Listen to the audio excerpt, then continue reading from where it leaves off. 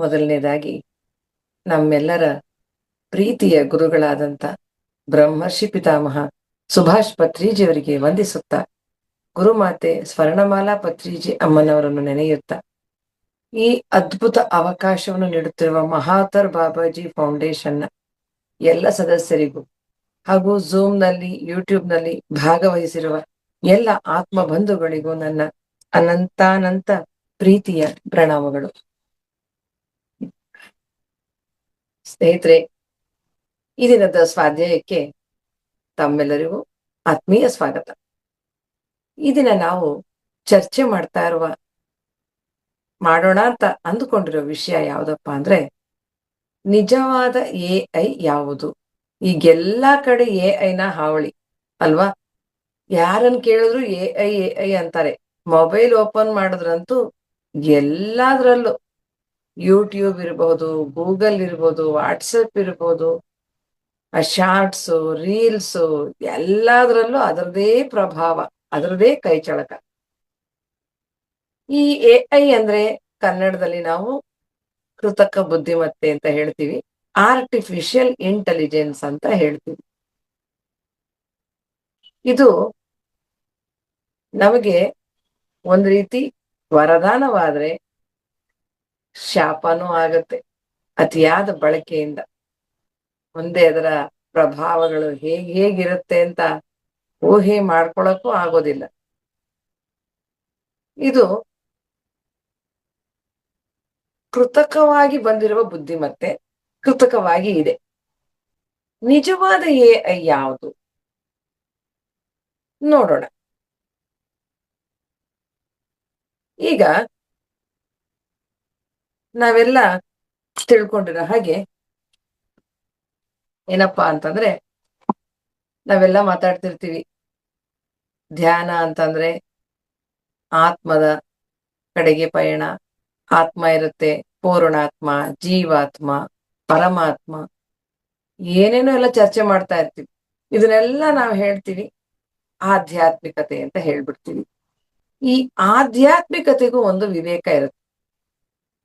ಇದನ್ನ ಎರಡು ರೀತಿ ಹೇಳ್ಬೋದು: ಆಧ್ಯಾತ್ಮಿಕತೆಯ ವಿವೇಕ, ಆಧ್ಯಾತ್ಮಿಕತೆಯ ಇಂಟೆಲಿಜೆನ್ಸ್, ಎಐ ಅನ್ಬೋದು. ಅಥವಾ ಇನ್ನೂ ಆಳವಾಗಿ ನಾವು ಹೋದ್ರೆ ಆತ್ಮ ಇಂಟೆಲಿಜೆನ್ಸ್. ನೋಡಿ ಎಷ್ಟು ಚೆನ್ನಾಗಿದೆ. ಆತ್ಮಕ್ಕೂ ತನ್ನದೇ ಆದಂತಹ ಒಂದು ಇಂಟೆಲಿಜೆನ್ಸ್ ಇದೆ. ನಾವಂದುಕೊಂಡ ಹಾಗೆ ಆತ್ಮ ತನಗೇನು ಬೇಡ, ಏನಾದ್ರೂ ಮಾಡ್ಕೊಳ್ಳಿ ಅಂತ ತಾನು ಸುಮ್ಮನೆ ಇರುತ್ತೆ. ಆದ್ರೆ ಈ ಬುದ್ಧಿ ಇದೆಯಲ್ಲ, ವಿವೇಕ, ಅದ್ ಬಿಡೋದಿಲ್ಲ. ಅದು ಏನಾದ್ರೂ ಒಂದು ನಾಟಕ ಮಾಡ್ತಾ ಇರುತ್ತೆ. ಯಾವುದ್ರ ಮೂಲಕ ನಾಟಕ ಮಾಡುತ್ತೆ? ನಮ್ಮ ಇಂದ್ರಿಯಗಳ ಮೂಲಕ ಅದು ಒಂದು ನಾಟಕ ಮಾಡ್ತಾ ಇರುತ್ತೆ. ಈ ಇಂದ್ರಿಯಗಳು ಯಾವಾಗ್ಲೂ ಏನಾಗಿರುತ್ತೆ? ಹೊರಗಡೆಗೆ ಮುಖ ಮಾಡಿ ಇರುತ್ತೆ, ಬಾಹ್ಯ ಪ್ರಪಂಚದ ಕಡೆಗೆ ಇರುತ್ತೆ. ಯಾವಾಗ್ಲೂ ಅದೇ ಚಿಂತೆ. ಇಂದ್ರಿಯಗಳಂದ್ರೆ ಯಾವ್ಯಾವ್ದು ನಿಮ್ಗೆಲ್ಲ ಗೊತ್ತಿದೆ.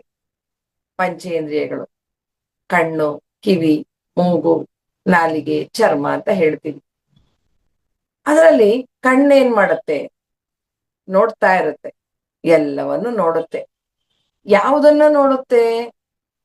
ತನ್ನ ಆ ಮನಸ್ಸಿಗೆ ಯಾವುದು ಸುಖ ಕೊಡುತ್ತೋ ಅದನ್ನ ನೋಡುತ್ತೆ ಅಲ್ವಾ? ಯಾವಾಗ್ಲೂ ಇಂದ್ರಿಯಗಳಿಗೆ ಏನ್ ಬೇಕು? ಸುಖ. ಇಂದ್ರಿಯಗಳಿಗೆ ಏನೂ ಬೇಕಿಲ್ಲ, ನಮ್ಮ ಮನಸ್ಸಿಗೆ ಸುಖ ಬೇಕು. ಅದೇನ್ ಮಾಡುತ್ತೆ? ಬುದ್ಧಿ ಇಂದ್ರಿಯಗಳ ಮೂಲಕ ಮನಸ್ಸಿಗೆ ಸುಖವನ್ನ ಕೊಡ್ತಾ ಇರುತ್ತೆ. ಮನಸ್ಸು ಯಾವಾಗ್ಲೂ ಸುಖವನ್ನೇ ಬಯಸುತ್ತೆ. ಈ ಇಂದ್ರಿಯಗಳೇನಾಗಿದೆ ಈಗ, ಬುದ್ಧಿಯ ಮೂಲಕ ಮನಸ್ಸಿಗೆ ಸುಖವನ್ನು ಕೊಡೋ ಪ್ರಕ್ರಿಯೆಯಲ್ಲಿ ಯಾವ ರೀತಿ ಕೊಡುತ್ತೆ ಅಂತ ನೋಡೋಣ. ಕಣ್ಣಿಗೆ ಏನ್ ಹಬ್ಬ ಆಗುತ್ತೋ ಅದನ್ನೇ ನೋಡ್ಬೇಕು, ಏನ್ ಹಿತವಾಗುತ್ತೋ ಅದನ್ನೇ ನೋಡ್ಬೇಕು, ಒಪ್ಕೊಳ್ಳೋಣ. ಕಿವಿಗೆ ಏನು ಆನಂದ ನೀಡುತ್ತೋ ಅಂತಹ ಸುಮಧುರವಾದ ಸಂಗೀತ, ಸುಮಧುರವಾದ ಮಾತುಗಳು ಇದೇ ಬೇಕು, ಅದು ಸರಿ, ತೊಂದರೆ ಇಲ್ಲ. ಕಣ್ಣದು ಕಿವಿದು ಪಾಪ ಪ್ರಾಬ್ಲಮ್ ಇಲ್ಲ. ಇನ್ನು ಚರ್ಮ, ಅದಕ್ಕೇನು? ಹಿತವಾಗಿರುವಂಥದ್ದೇ. ಯಾವ್ದು ಹಿತವಾಗಿರುತ್ತೆ? ಮೆತ್ತನೆಯ ಹಾಸಿಗೆ, ಸೋಫಾ ಸೆಟ್ಗಳು, ಮಧುರವಾದಂತ ಈ ಡಿಯೋಡ್ರೆಂಟ್ಸು, ಮತ್ತೆ ಇದನ್ನೆಲ್ಲ ಹೇಳ್ತಾರಲ್ಲ ಸೆಂಟು, ಈ ತರ ಇವುಗಳ ಬಳಕೆಯಿಂದ ಅದಕ್ಕೇನೋ ಒಂದು ಹಿತ ಇರುತ್ತೆ. ಆದ್ರೆ ಏನಾಗುತ್ತೆ, ಈ ರೀತಿ ಅದಕ್ಕೆ ನಾವು ಅದನ್ನ ಏನ್ ಮಾಡ್ತಾ ಇದ್ದೀವಿ, ಆ ಸುಖಕ್ಕೆ,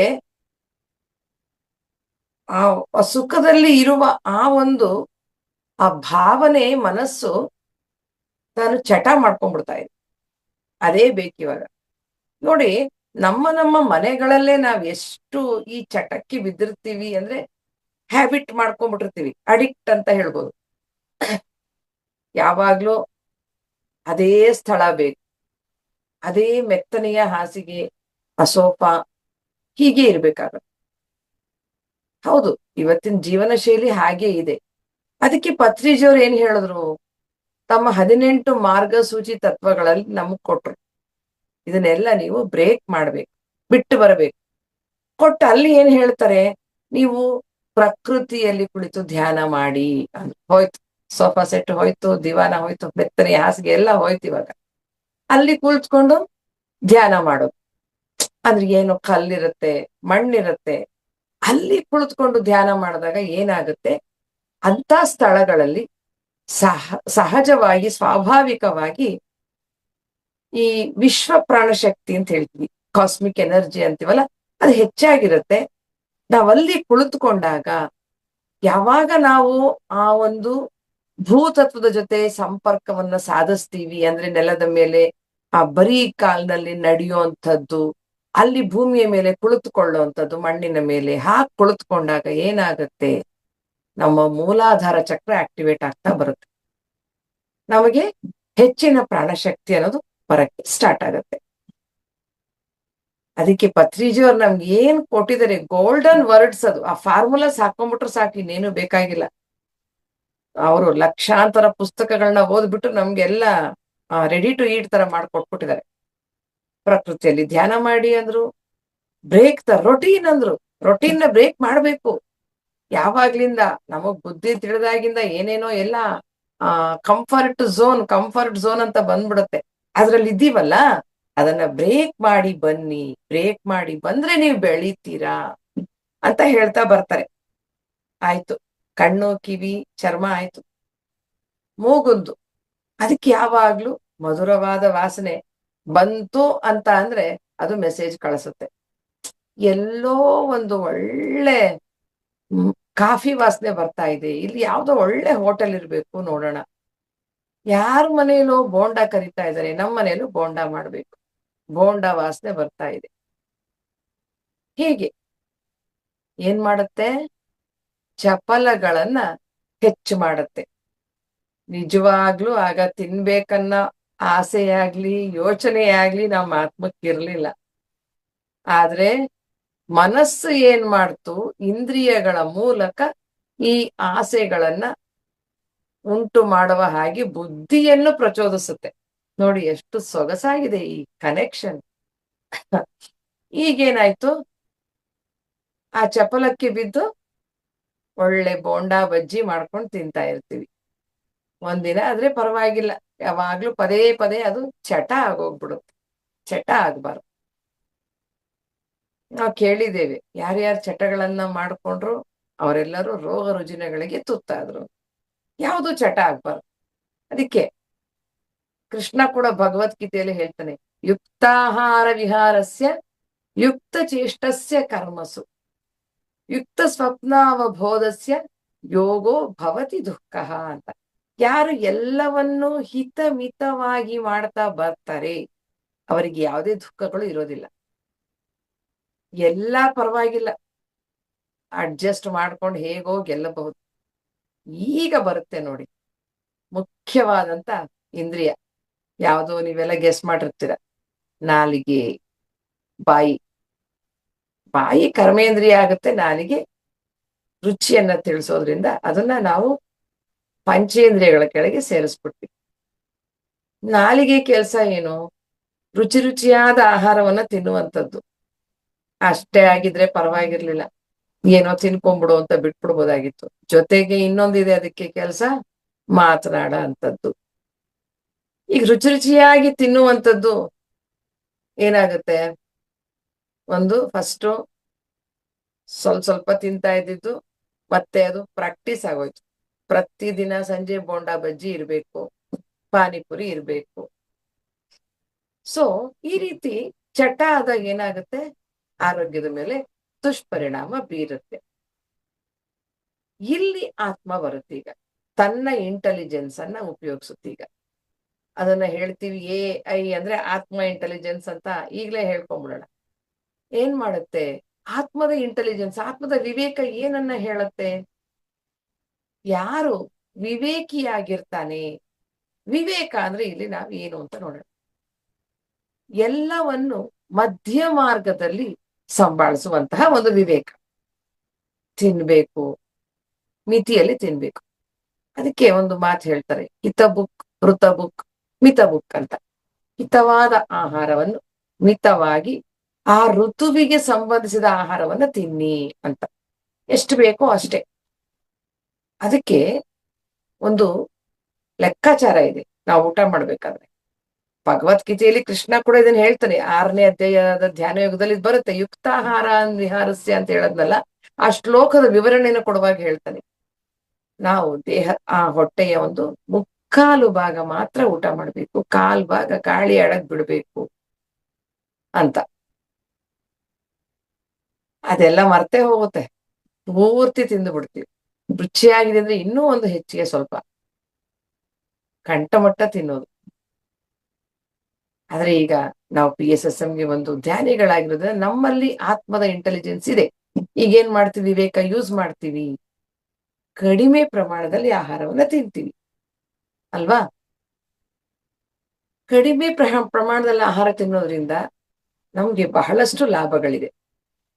ಏನಾಗುತ್ತೆ, ನಮ್ಮಲ್ಲಿ ಶೇಖರವಾಗಿರುವಂತ ಒಂದು ಆ ಶಕ್ತಿ ಏನಿದೆ, ಆ ಒಂದು ಫ್ಯಾಟ್ ಅಂತೀವಿ, ಆ ಒಂದು ಕೊಬ್ಬಿನ ಅಂಶಗಳೇನಿದೆ ಅದೆಲ್ಲವೂ ಕೂಡ ಇಲ್ಲಿ ಬಳಕೆಯಾಗುತ್ತೆ.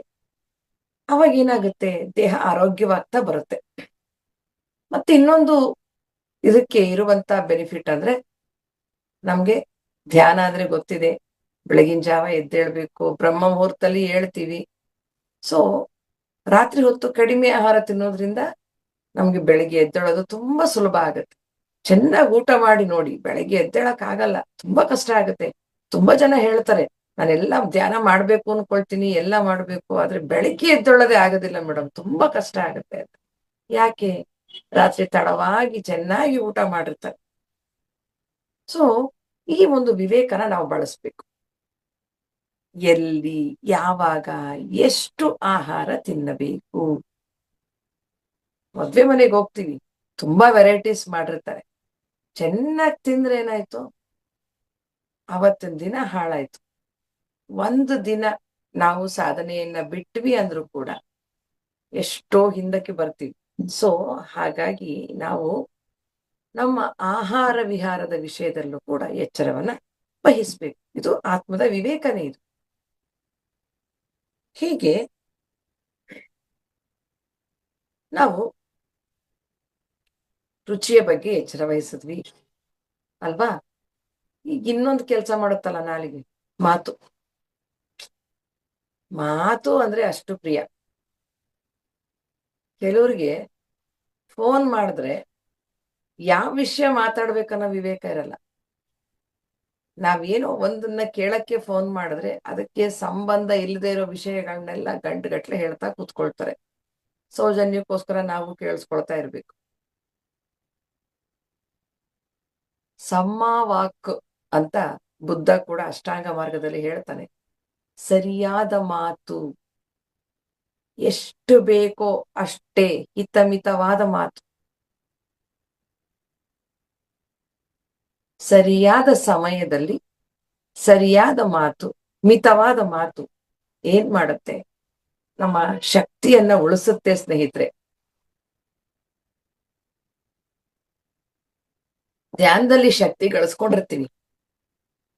ಆ ಶಕ್ತಿ ಗಳಿಸೋದಷ್ಟೇ ಮುಖ್ಯ ಅಲ್ಲ, ಗಳಿಸಿದ ಶಕ್ತಿಯನ್ನ ಉಳಿಸ್ಕೊಳ್ಳೋದು ಮುಖ್ಯ. ಉಳಿಸ್ಕೊಳ್ಳೋದು ಹೇಗೆ? ಹೀಗೆ ನಮ್ಮ ಇಂದ್ರಿಯಗಳು ಆಟ ಆಡ್ತಿರ್ತಾವಲ್ಲ, ಮನಸ್ಸು ಪ್ರಚೋದಿಸಿ ಪ್ರಚೋದಿಸಿ ಕೆಲಸ ಮಾಡಿಸುತ್ತಲ್ಲ, ಅಲ್ಲೆಲ್ಲ ನಾವು ಆತ್ಮದ ವಿವೇಕವನ್ನ ಬಳಸ್ಬೇಕು. ಬಳಸಿ ಅವುಗಳನ್ನ ಹೊರಮುಖವಾಗಿರುವ ಇಂದ್ರಿಯಗಳನ್ನ ಒಳಮುಖವಾಗಿ ತಿರುಗಿಸ್ಕೋಬೇಕು. ಒಳಮುಖವಾಗಿ ತಿರುಗಿಸಿದಾಗ ಏನಾಗುತ್ತೆ? ನಮ್ಮ ಅಂತರ್ಪ್ರಯಾಣ ಪ್ರಾರಂಭ ಆಗತ್ತೆ. ಒಳಮುಖವಾಗಿ ತಿರುಗಿಸೋದು ಅಂದ್ರೆ ಏನು? ಕಣ್ಣು ಬಿಟ್ರೆ ಹೊರಮುಖವಾಗಿರುತ್ತೆ, ಕಣ್ಣು ಮುಚ್ಕೊಳ್ಳೋದು. ಕಣ್ಣು ಮುಚ್ಕೊಂಡು ಕೈಗಳನ್ನ ಬಂಧಿಸಿ ನಾವು ನಮ್ಮ ಉಸಿರನ್ನೇ ಗಮನಿಸ್ತಾ ಇದ್ರೆ ಎಲ್ಲಾ ಇಂದ್ರಿಯಗಳು ಒಳಮುಖ ಒಳಮುಖವಾಗ್ತವೆ. ಬಾಯಿ ಮುಚ್ಚಿದೀವಿ, ಬಾಯಿಗೂ ಕೆಲಸ ಇಲ್ಲ, ಕಣ್ಣು ಮುಚ್ಚಿಬಿಟ್ಟಿದೀವಿ. ಈಗ ನಿಧಾನವಾಗಿ ನಾವು ಉಸಿರನ್ನೇ ಗಮನಿಸ್ತಾ ಇದ್ದಾಗ ಕಿವಿಗಳು ಕೂಡ ಹೊರಗಡೆಯ ಶಬ್ದವನ್ನು ಕೇಳಿಸ್ಕೊಳ್ಳೋದು ಬಿಟ್ಟು ಒಳಮುಖವಾಗ್ತವೆ. ಒಳಮುಖವಾದಾಗ ಏನಾಗುತ್ತೆ? ನಾವು ಬೇರೆ ಬೇರೆ ಶಬ್ದಗಳು, ಎಲ್ಲೂ ಇಲ್ಲದ ಶಬ್ದಗಳನ್ನ ಕೇಳ್ತೀವಿ. ಈ ಕಿವಿಗಳಲ್ಲೂ ಕೂಡ ಒಂದು ಚಕ್ರ ಇದೆಯಂತೆ, ಆ ಚಕ್ರ ಆಕ್ಟಿವೇಟ್ ಆಗತ್ತೆ. ಹಾಗೆ ಧ್ಯಾನದಲ್ಲಿ ಕೆಲವರು ಹೇಳ್ತಿರ್ತಾರೆ, ಧ್ಯಾನ ಮಾಡ್ತಾ ಕೂತಿದ್ದೆ, ಇದ್ದಕ್ಕಿದ್ದಾಗೆ ಏನೋ ಸೆಂಟ್ ಸ್ಮೆಲ್ ಬಂತು, ವಿಭೂತಿ ಸ್ಮೆಲ್ ಬಂತು, ಶ್ರೀಗಂಧದ ಸ್ಮೆಲ್ ಬಂತು.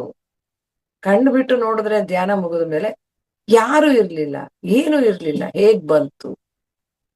ಅದನ್ನ ಹೇಳ್ತಾರೆ, ಅದು ಯಾರಾದ್ರೂ ಮಾಸ್ಟರ್ಸ್ ಅಲ್ಲಿ ಬಂದಿರ್ತಾರೆ. ಯಾಕೆ ಬರ್ತಾರೆ?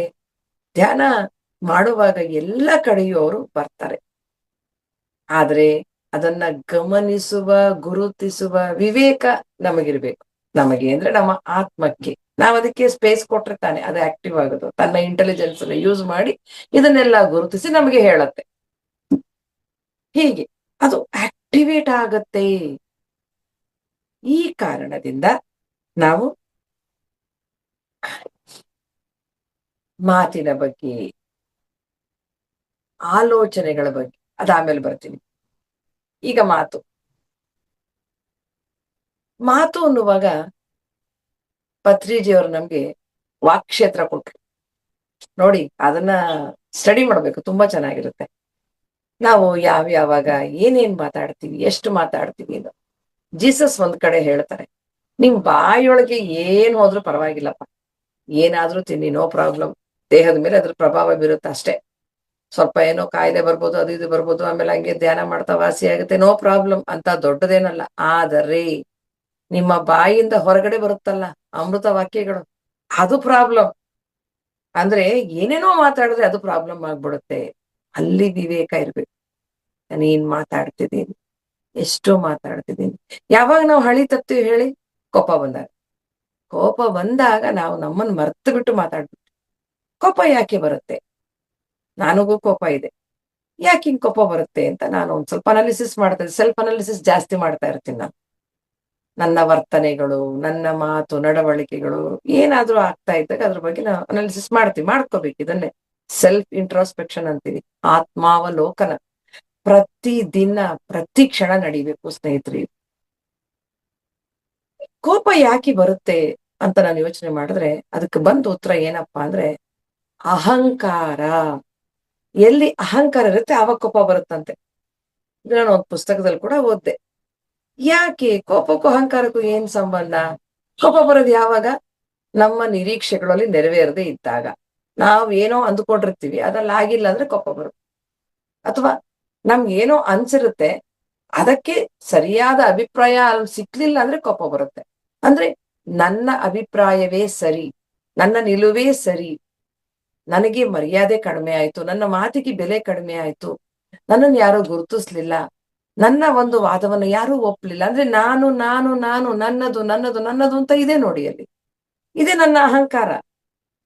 ನನ್ನದು ಯಾವಾಗ ಕೋಪ ಬರ್ತಿಲ್ಲ ಅಂದ್ರೆ ಅಹಂಕಾರ ಇಲ್ಲ ಅಂದ್ರೆ ಕೋಪ ಬರಲ್ಲ. ಈ ಕೋಪ ಬಂದಾಗ ಏನ್ ಅನ್ಕೋಬೇಕು ನಾವೆಲ್ಲ? ಓ, ಇದು ನನ್ನ ಅಹಂಕಾರನಪ್ಪ, ಸೊ ಹಾಗಾಗಿ ನಾನೀಗ ಮಾತಾಡ್ಬಾರ್ದು. ಅಹಂಕಾರ ಇದ್ರೆ ಏನಾಗುತ್ತೆ? ಅಹಂಕಾರ ಇದ್ದರೆ ಆತ್ಮಜ್ಞಾನ ಬರುವುದಿಲ್ಲ. ಬರ್ದಿಟ್ಕೊಂಡ್ಬಿಡಿ.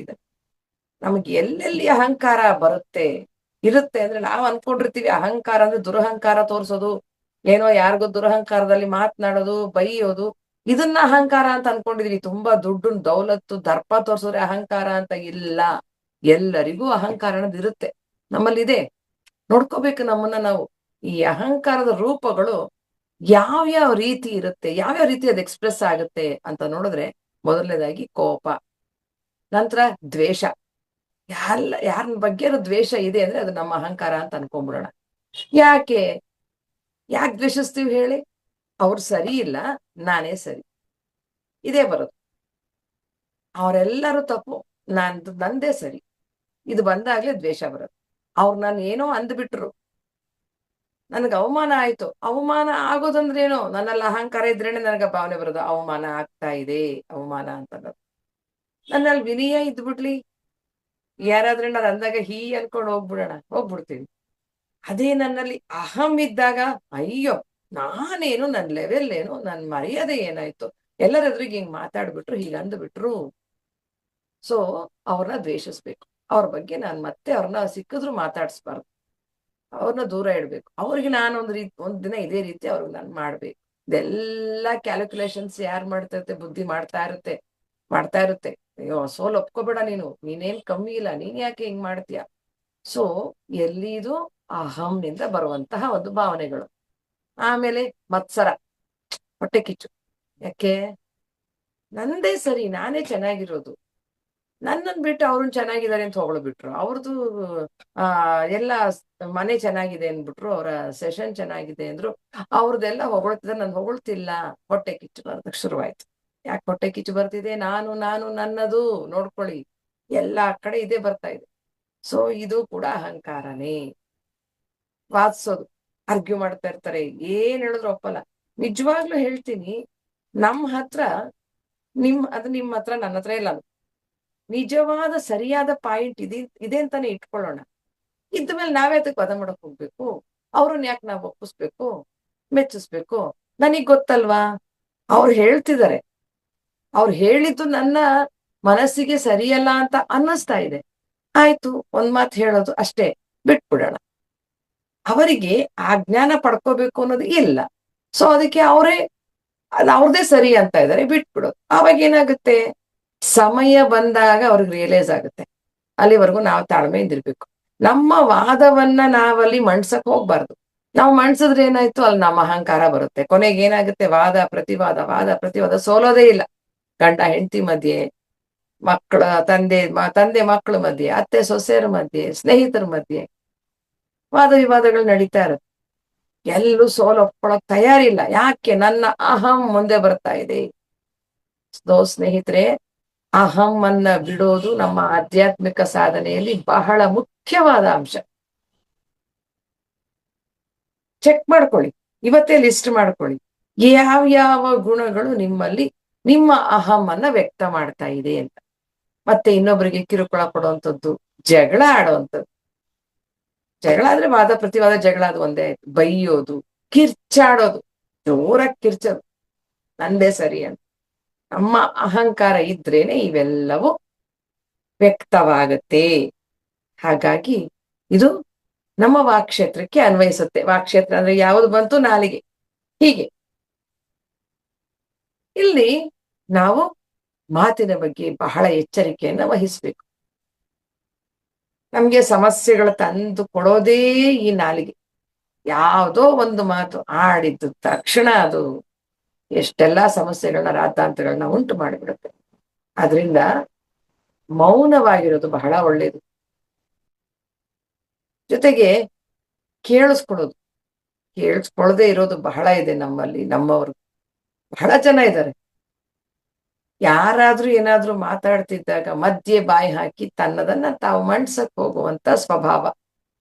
ನೋಡಿ, ಈ ಲಿಸನಿಂಗ್ ಅನ್ನೋದು ನಾವು ಕೃಷ್ಣನನ್ನ ನೋಡಿ ಕಲಿಬೇಕು. ಭಗವದ್ಗೀತೆಯ ಮೊದಲನೇ ಅಧ್ಯಾಯದಲ್ಲಿ ಪ್ರಾರಂಭ ಮಾಡ್ತಾನೆ ಅರ್ಜುನ. ತನ್ನ ಪ್ರವರನ್ನ, ತನ್ನ ಒಂದು ಯೋಚನಾ ಲಹರಿಯನ್ನ ಹೇಳೋದಿಕ್ಕೆ ಪೂರ್ತಿ ಆ ಒಂದು ಅಧ್ಯಾಯ ಅರ್ಜುನನಿಗೆ ಮೀಸಲು. ಒಂದ್ ಸ್ವಲ್ಪ ಮೊದಲು ಸಂಜಯ ಉವಾಚ ಧೃತರಾಷ್ಟ್ರ ಉವಾಚ ಅಂತ ಬಿಟ್ರೆ ಆಮೇಲೆಲ್ಲ ಅರ್ಜುನನೇ ಹೇಳ್ತಿರ್ತಾನೆ.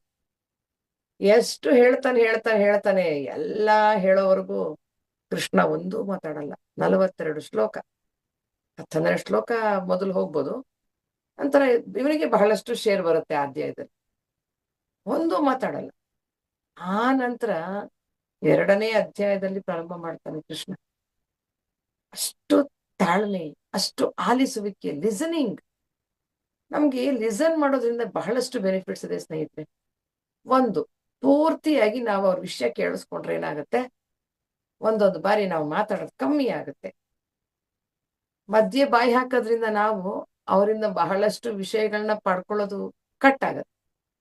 ಮತ್ತೆ 2ನೇದು, ನಾವು ಮಾತಾಡೋದು ಕಮ್ಮಿ ಆದ್ರೆ ನಮ್ಮ ಎನರ್ಜಿ ಸೇವ್ ಆಗುತ್ತೆ. ಧ್ಯಾನ ಮಾಡೋದೊಂದೇ ಅಲ್ಲ, ಪ್ರತಿ ದಿನ ಪ್ರತಿ ಕ್ಷಣ ನಮ್ಮ ಎನರ್ಜಿ ಉಳಿಸ್ಕೊಳ್ಳೋದ್ರ ಕಡೆ ನಾವು ಗಮನ ಹರಿಸ್ಬೇಕು. ಏನ್ ಬಹಳ ಧ್ಯಾನ ಮಾಡ್ತಿದೀವಿ ನಾವು, ದಿನಕ್ಕೆ 1 ಗಂಟೆ ಧ್ಯಾನ ಮಾಡಿದ್ರೆ ಹೆಚ್ಚು. ಬಹಳಷ್ಟು ಜನ ಇದಾರೆ, ಸಾಧಕರು ಇಲ್ಲ ಅಂತ ಹೇಳಲ್ಲ. 3 ಗಂಟೆ 4-5 ಗಂಟೆ ಮಾಡೋರು ಇದ್ದಾರೆ. ಅವ್ರಿಗೆಲ್ಲ ಇದೆಲ್ಲ ಕ್ವಾಲಿಟೀಸ್ ಬಂದ್ಬಿಟ್ಟಿರುತ್ತೆ. 1 ಗಂಟೆ ಧ್ಯಾನ ಮಾಡೋರ್ದು ಇದೆಲ್ಲ ಪ್ರಾಬ್ಲಮ್ಸ್ ಜಾಸ್ತಿ. ಮಾಡೋದು 1 ಗಂಟೆ ಧ್ಯಾನ ಅಂದ್ರೆ ಏನು? ನಮ್ಮ ಸೀನಿಯರ್ ಒಬ್ರು ಹೇಳೋರು, ದಿನಕ್ಕೆ ನನಗೆ 100 ರೂಪಾಯಿ ಬೇಕು ಖರ್ಚು ಮಾಡಕ್ಕೆ, ಆದ್ರೆ ನಾನು ದುಡಿತಾ ಇರೋದು 1 ರೂಪಾಯಿ. ಎಲ್ಲಿ ಬ್ಯಾಲೆನ್ಸ್ ಆಗುತ್ತೆ? ಬ್ಯಾಲೆನ್ಸ್ ಇಲ್ಲ. ಸೊ ದಿನಾ ಸಾಲ, ಆ ಸಾಲಕ್ಕೆ ಎಲ್ಲ ಹೋಗುತ್ತೆ, ನನ್ನ ಎನರ್ಜಿ ಎಲ್ಲ ಹೋಗ್ತಾ ಇದೆ. ಹಾಗಾಗಿ ಏನ್ ಮಾಡ್ಬೇಕು, ನಾವಿಲ್ಲೆಲ್ಲ ಹೇಗೆ ಎಚ್ಚರ ವಹಿಸ್ಬೇಕು ಅಂದ್ರೆ ಒಂದು ಸುಂದರವಾದಂತ ಟಿಪ್ ಹೇಳ್ತೀನಿ. ಎಲ್ಲಾದ್ರೂ ಅನಾವಶ್ಯಕವಾಗಿ ಮಾತನಾಡೋಕ್ ಬಂದಾಗ ಹೇಳ್ಕೊಳ್ಳಿ, ನನ್ನ ಹತ್ರ ಇರೋದು 1 ರೂಪಾಯಿ, ಸೊ ಮಾತಾಡೋದ್ ಬೇಡ. ಅನಾವಶ್ಯಕವಾಗಿ ತಿನ್ನೋದ್ ಬಂದಾಗ ಹೇಳ್ಕೊಳ್ಳೋಣ, 1 ರೂಪಾಯಿ ಇದೆ ನನ್ನ ಹತ್ರ, ನಾನ್ ಜಾಸ್ತಿ ಸಾಧನೆ ಮಾಡಿಲ್ಲ, ಬೇಡ. ಎಲ್ಲೆಲ್ಲಿ ನಮ್ಮ ಎನರ್ಜಿ ಹೋಗುತ್ತೋ ಅಲ್ಲೆಲ್ಲ ನಾವು 1 ರೂಪಾಯಿ ನೆನಪಿಸ್ಕೋಬೇಕು. 1 ರೂಪಾಯಿ ಕಳ್ಕೋಬಾರದು. ಇನ್ನೂ ಹೆಚ್ಚು ಸಂಪಾದನೆ ಮಾಡೋದನ್ನ ನಾವು ಕಲಿಬೇಕು. ಧ್ಯಾನದಿಂದ ಹೆಚ್ಚು ಪ್ರಾಣಶಕ್ತಿಯನ್ನ ಪಡೆಯೋದನ್ನ ಕಲಿಬೇಕು. ಹೀಗೆ ನಾವು ನಮ್ಮ ಇಂದ್ರಿಯಗಳನ್ನ ಹಿತಮಿತವಾಗಿ ಸರಿಯಾದ ರೀತಿಯಲ್ಲಿ ಬಳಸಿದಾಗ ನಮ್ಮ ಆತ್ಮದ ಇಂಟೆಲಿಜೆನ್ಸ್ AI ಚೆನ್ನಾಗಿರುತ್ತೆ. ಅದೇನ್ ಮಾಡುತ್ತೆ, ಎಲ್ಲವನ್ನು ಸರಿಯಾಗಿ ಸಮವಾಗಿ ಬಳಸೋದಕ್ಕೆ ಪ್ರಾರಂಭ ಮಾಡುತ್ತೆ. ಹೀಗೆ ಮಾಡಿದಾಗ ಏನಾಗುತ್ತೆ, ನಮ್ಮ ದೇಹದ ನರನಾಡಿಗಳಲ್ಲಿ ಅವುಗಳ ಮಧ್ಯೆ ಕೂಡ ಒಂದು ಸಂವಹನ ಇದೆ.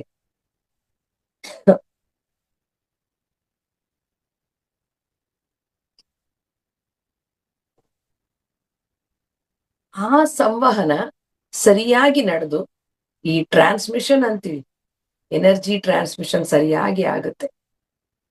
ಎನರ್ಜಿ ಟ್ರಾನ್ಸ್ಮಿಷನ್ ಸರಿಯಾಗದಾಗ ಏನಾಗುತ್ತೆ, ನಮ್ಮ ಆರದ ಎನರ್ಜಿ ಲೆವೆಲ್ಸ್ ಬೆಳೆಯುತ್ತೆ. ಆರದಲ್ಲಿ ಇರುವ, ಆರ ಅಂದ್ರೆ ಪ್ರಭಾವಳಿ ಅಂತ ಹೇಳ್ಬೋದು, ಆ ಆರದ ಒಂದು ಎನರ್ಜಿ ಚೆನ್ನಾಗಿರುತ್ತೆ, ಎಕ್ಸ್ಪ್ಯಾಂಡ್ ಆಗುತ್ತೆ, ಆರ ವಿಸ್ತರಿಸುತ್ತೆ. ಬುದ್ಧನ ಆರ 106 ಕಿಲೋಮೀಟರ್ ವಿಸ್ತರಿಸುತ್ತಂತೆ. ಹೀಗೆ ವಿಸ್ತಾರ ಆಗ್ತಾ ಆಗ್ತಾ ಏನಾಗುತ್ತೆ, ಇನ್ನೊಬ್ಬ ವ್ಯಕ್ತಿಯ ಆರ ಜೊತೆ ನಮ್ಮ ಆರ ಸಂಪರ್ಕ ಸಾಧಿಸುತ್ತೆ. ಇದನ್ನೇ ಹೇಳೋದು. ಹೀಗೆ ಸಂಪರ್ಕ ಸಾಧಿಸಿ ಸಾಧಿಸಿ ನಾವು ಸರ್ವಭೂತಾತ್ಮ ಅಂತ ಹೇಳಿದ್ರಲ್ಲ, ಎಲ್ಲರಲ್ಲೂ ನಮ್ಮನ್ನೇ ನಾವು ನೋಡ್ಕೊಳ್ತೇವೆ, ಎಲ್ಲರಲ್ಲೂ ನಾವೇ ಕಾಣ್ತಾ ಇರ್ತೇವೆ. ಇದು ಒಂದು ಸ್ಥಿತಿ ಧ್ಯಾನದಲ್ಲಿ ಬರುವಂಥದ್ದು. ಆ ನಂತರ ಅವ್ರ ಮನಸ್ಸಲ್ಲಿರೋದು ಕೂಡ ನಮ್ಗೆ ಅರ್ಥವಾಗ್ತಾ ಬರುತ್ತೆ, ಮ್ಯಾಚ್ ಆಗ್ತಾ ಬರುತ್ತೆ. ಕಾನ್ಫಿಗರೇಷನ್, ನಮ್ಮ ಆರಾದ ಕಾನ್ಫಿಗರೇಷನ್ ಇನ್ನೊಂದು ಆರಾದ ಕಾನ್ಫಿಗರೇಷನ್ ಮ್ಯಾಚ್ ಆಗಿ ಈ ಟ್ರಾನ್ಸ್ಮಿಷನ್ ಅಂತಾರಲ್ಲ, ಎನರ್ಜಿ ಟ್ರಾನ್ಸ್ಮಿಷನ್ ಅಂದಾಗ ಎಲ್ಲ ಅರ್ಥವಾಗ್ತಾ ಬರುತ್ತೆ. ಹೀಗೆ ನಮ್ಮ ಧ್ಯಾನ ಸಾಧನೆ, ನಮ್ಮ ಇಂದ್ರಿಯಗಳನ್ನು ಬಳಸುವುದರಿಂದ, ಆತ್ಮ ತನ್ನ ವಿವೇಕವನ್ನು ಬಳಸಿ ತಾನು ವರ್ತಿಸುವುದರಿಂದ ಇವೆಲ್ಲವೂ ಸಾಧ್ಯವಾಗುತ್ತೆ ಸ್ನೇಹಿತರೆ.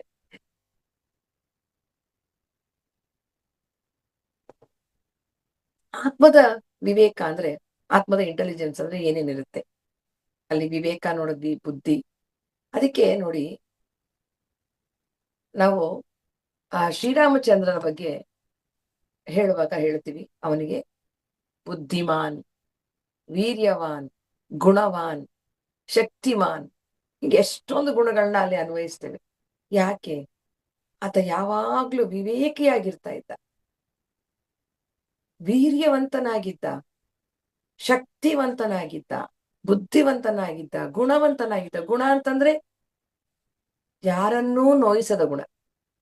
ಯಾರನ್ನೂ ನೋಯಿಸ್ತಿರ್ಲಿಲ್ಲ, ಎಲ್ಲರನ್ನೂ ಗೌರವಿಸ್ತಾ ಇದ್ದ. ಯಾರನ್ನೂ ನೋಯಿಸ್ತಿರ್ಲಿಲ್ಲ ಅಂದ್ರೆ ಏನ್ ಮೇಡಮ್, ರಾವಣನ ಜೊತೆ ಯುದ್ಧ ಮಾಡ್ಲಿಲ್ವಾ? ಅದು ಬೇರೆ ವಿಷಯ. ಅದಿನ್ನು ಹೆಚ್ಚು ಆಳವಾದ ಒಂದು ಚರ್ಚೆಯ ವಿಷಯ ಆಗುತ್ತೆ. ರಾವಣ ಕೂಡ ಒಬ್ಬ ಎನ್ಲೈಟೆಂಡ್ ಮಾಸ್ಟರ್.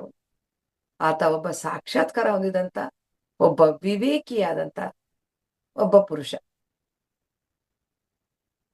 ಆತ್ಮದ ಈ ಒಂದ್ ನಿಮಿಷ.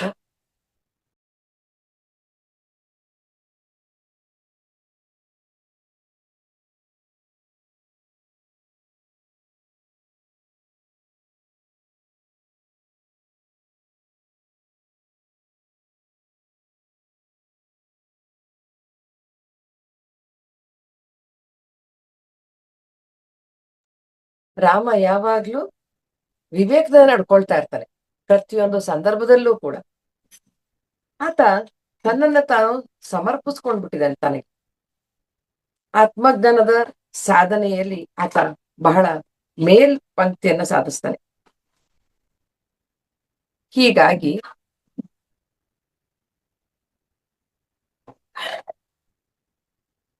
ನಾವು ಈ ರೀತಿ ಆತ್ಮದ ಇಂಟೆಲಿಜೆನ್ಸ್ ಅಂದ್ರೆ ನಾವು ಈ ರೀತಿ ಆ ಗುಣಗಳನ್ನ ಬೆಳೆಸಿಕೊಳ್ಳೋದ್ರ ಕಡೆ ನಾವು ಗಮನ ಹರಿಸ್ಬೇಕು. ಮೊಬೈಲ್ನಲ್ಲಿರುವ ಎ ಅಲ್ಲ, ನಮ್ಮ ಎ ಅನ್ನ ಹೇಗೆ ನಾವು ಡೆವಲಪ್ ಮಾಡ್ಕೊಳ್ಳೋದು, ನಮ್ಮ ಒಳಗಿನ ಎ ಹೇಗೆ ಅದಕ್ಕೆ ಶಕ್ತಿ ತುಂಬೋದು, ಅದನ್ನ ನಾವು ಹೇಗೆ ಸರಿ ಮಾಡ್ಕೊಳ್ಳೋದು.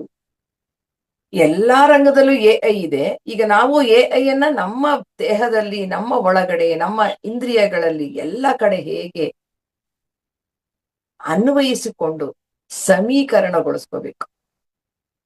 ಅದಕ್ಕೆ ಏನ್ ಮಾಡ್ಬೇಕು?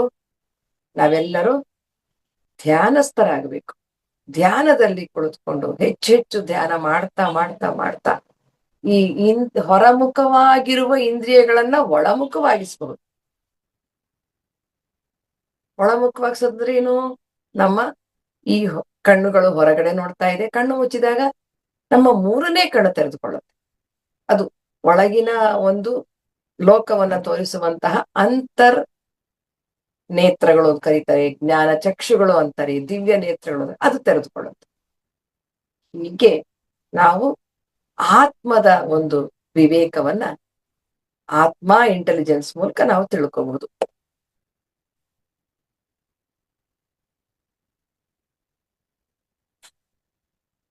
ಏನಾದ್ರೂ ಇಲ್ಲಿಗೆ ನಿಲ್ಸೋಣ? ಏನಾದ್ರೂ ಪ್ರಶ್ನೆಗಳಿದ್ರೆ ಒಂದ್ 5 ನಿಮಿಷ ತಗೊಳ್ಳೋಣ. ಯಾವ್ದಾದ್ರು ಏನಾದ್ರೂ